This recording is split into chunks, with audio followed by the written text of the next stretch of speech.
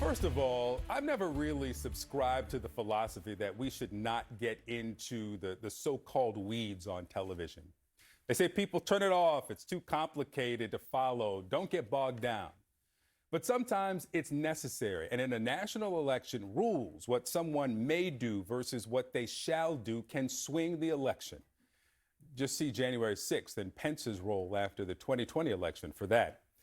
Now, with 66 days left until votes are counted this cycle, there are debates happening over new election rules. In a moment, we'll talk about Nebraska and a voting rights fight that you may not know is going on. We're going to zero in on a group fighting for their right to even register to vote. But first, I'm starting with the tension over election rules here.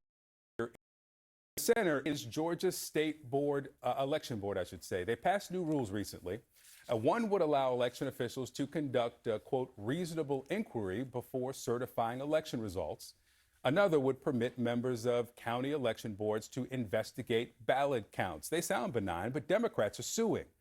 They argue the rules would cause chaos in Georgia weeks out from the election, and they want Governor Brian Kemp to do something. Now, this is not just a clean-cut fight between Democrats and Republicans. Let me read you this quote.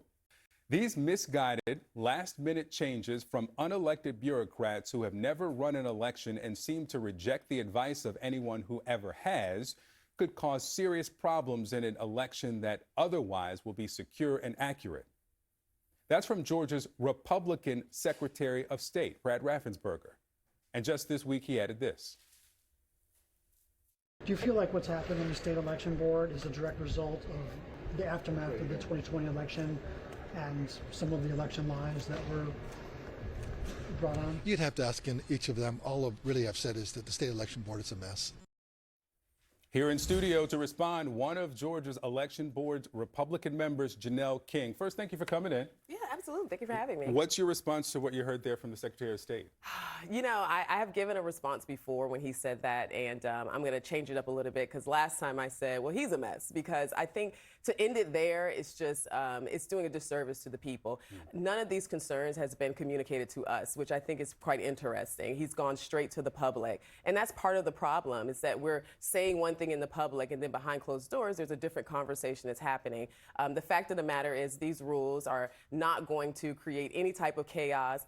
We are simply lining up with the law, and that's what we continue to do. So let's talk about the rules. I said we're going to get into the weeds a bit because this is where things can live and die. One of the rules, as I mentioned, allows election officials to conduct a reasonable inquiry before certifying election results.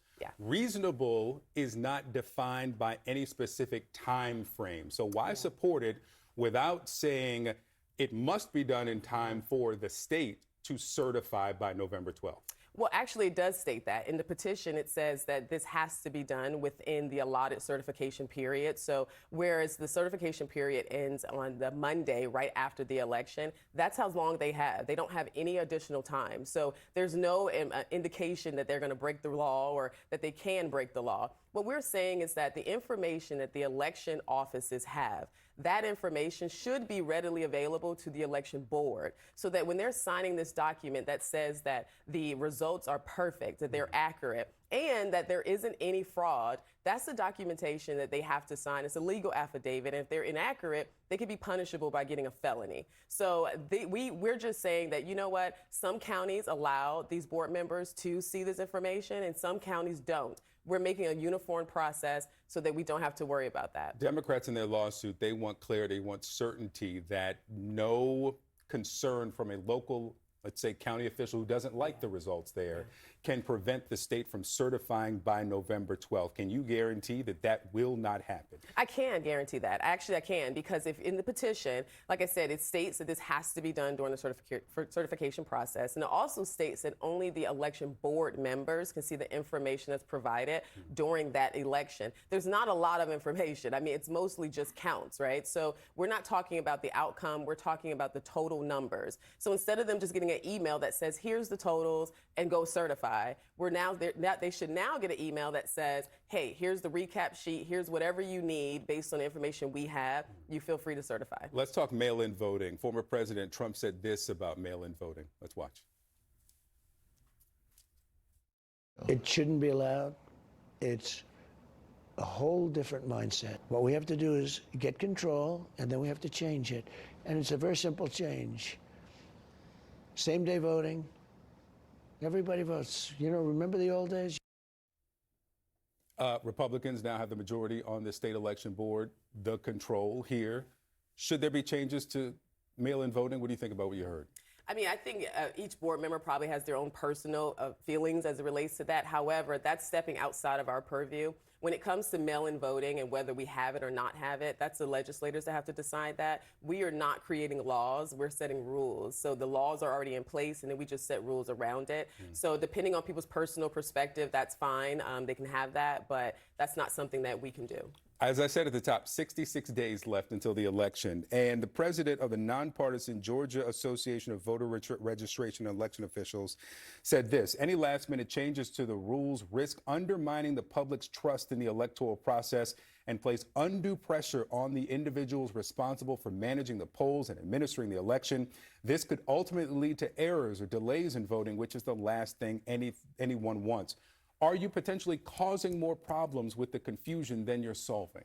No, we're not. So if you look at all the rules that we are passed are not rules that's going to impact anyone's experience when it's time to vote. They're all rules that take place after the voting process. After yeah, but that's what he's closed. talking about, these officials, that it could be too confusing for them at the last minute. Well, it's not, because they will have enough time. I mean, we're not changing anything that has not already been done. We're not creating new laws. So it's already on the books. We're just lining everything up. So asking you to ensure that the number of ballots matches the number of voters is what you should be doing anyway.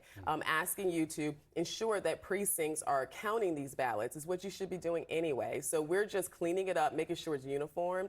But ultimately, we're taking a ground up approach. So what we saw in the past that has caused chaos is that from the top level, they have found that there were issues within the 159 counties, and then they have to go and try to kind of go through the weeds to find out where the problem is. Yeah. Well, here, these rules will allow precincts to have a lot more control over making sure their numbers are accurate. Let me play here what the former president said when he was here in Atlanta.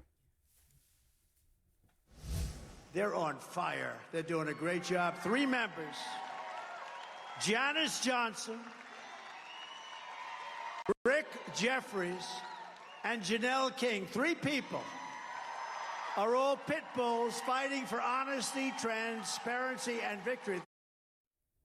Is that how you would describe yourself? I mean, are you also here fixing a problem that doesn't exist? The Secretary of State says the election is secure.